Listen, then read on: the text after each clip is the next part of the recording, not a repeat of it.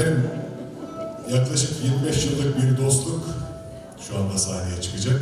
TRT Ankara Radyosu'nun çocuk korosundan gençlik korosuna beraber adım attığımız kıymetli dostum, kardeşim Yeliz Firdevs Mermer'i alkışlarınızla sahneye davet etmek istiyorum.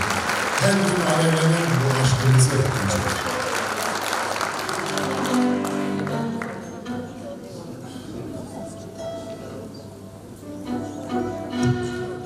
Çok özür diliyorum. Bu kıymetli eserin bestekarı, kıymetli misafirimiz sevgili Osman Babuşçu da şu an aramızda.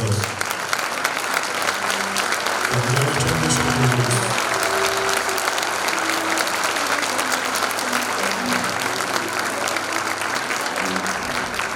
Kıymetli şefim, çok özür dilerim. Benim de heyecanıma verin çünkü bugün Ankara'mızın, Türkiye'mizin yetiştirdiği o kadar kıymetli üstadlar, şefler buradalar ki sevgili kıymetli Necmi Kıran Üstadım hemen karşımda ve bir sürü şeflerimiz buradalar. Bizlerin de heyecanlı görüyoruz. Ayaklarınıza sağlık.